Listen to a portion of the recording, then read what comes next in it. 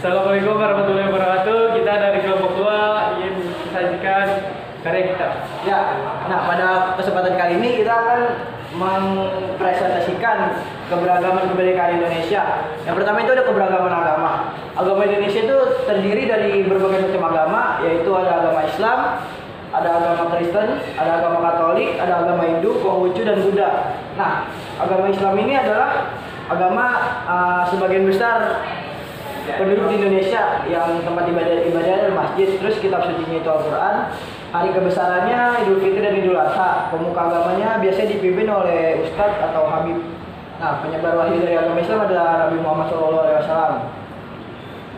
Terus yang kedua itu ada agama Kristen Protestan. Tempat ibadahnya itu di gereja.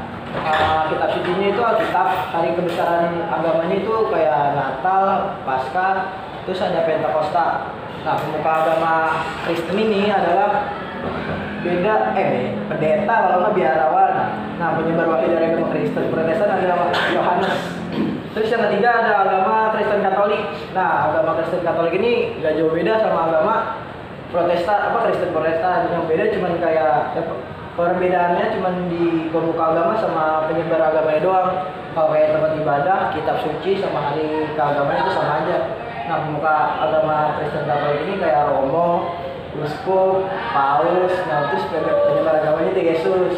Nah, terus yang keempat ada agama Hindu. Agama ini tuh tempat ibadah di pura, terus kitab suci Weda. Hari besar keagamaannya itu Nyepi. Nah, agama Hindu ini banyak berada di Bali ya. Pemuka agama Hindu Pandita sama Sanjuli. Terus penyebar wahyunya itu namanya Maharesi. Nah, terus ada agama kelima ini agama Buddha. Agama Buddha di Indonesia itu tempat ibadahnya di vihara, terus kitab suci itu Tripitaka. Salah satu hari kebesaran keagamaan itu Waisak.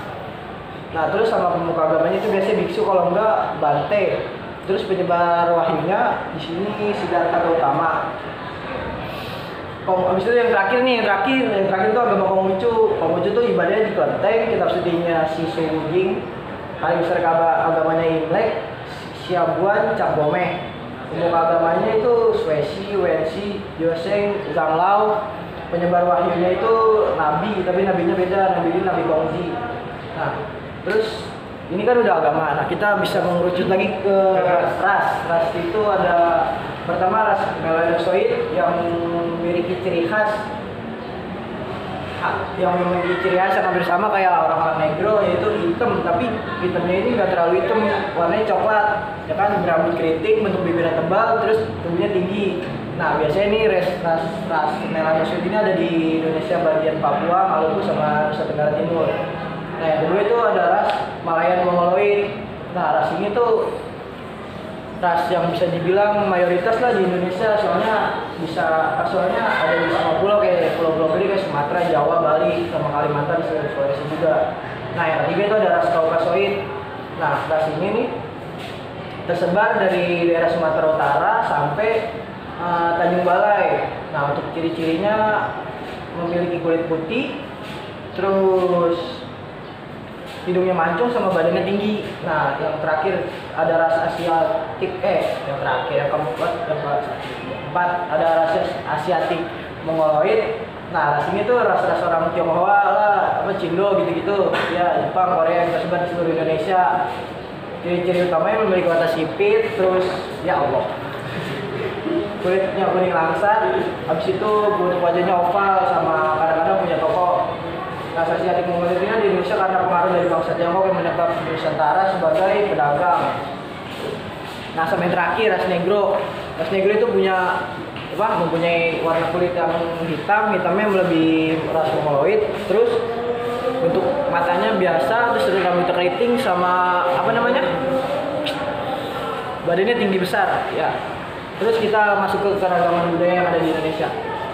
Keragaman budaya, jadi kita ambil ada suku aja, suku Jawa dan suku Dayak. Yang pertama budaya dari Dayak. Suku Dayak berasal dari Kalimantan, namun tersebar dari Sabah dan Sarawak, Indonesia. Di sejarah, suku ini pernah mendirikan kerajaan sebelum akhirnya dihancurkan oleh Majapahit. Peristiwa tersebut membuat masyarakat Dayak terpencar dan terdesak hingga menyebar ke seluruh Nusantara. Tari tradisional khas Dayak.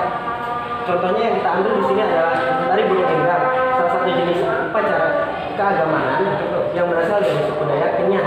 Tari ini dilakukan pada saat sambutan pahlawan perang yang menang dalam peperangan yang sekarang pemerintah dan tamu bersarat yang akan datang.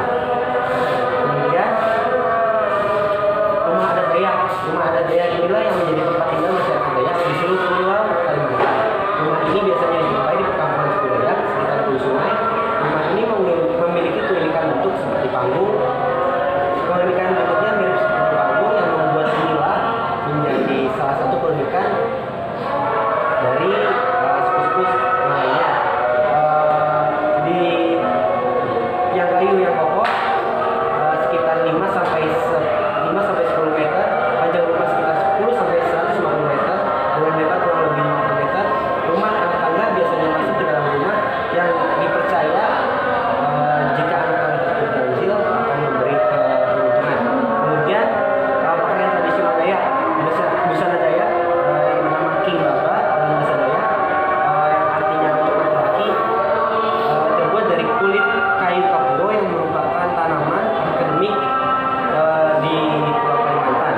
Kulit kayu ini mirip rompi tanpa lengan dan sama panjang.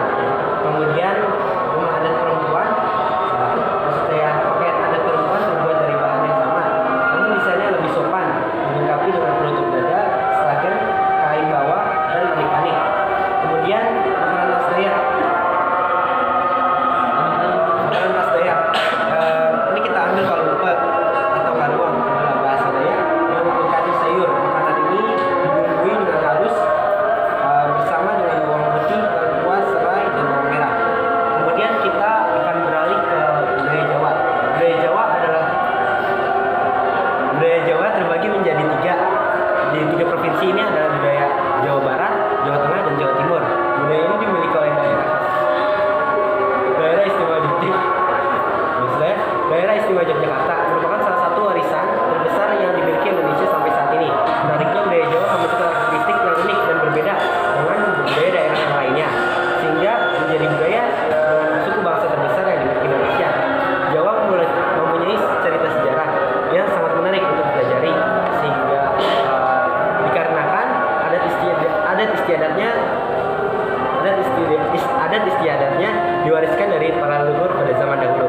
Kemudian kesenian khas dari budaya Jawa, khas dari Jawa.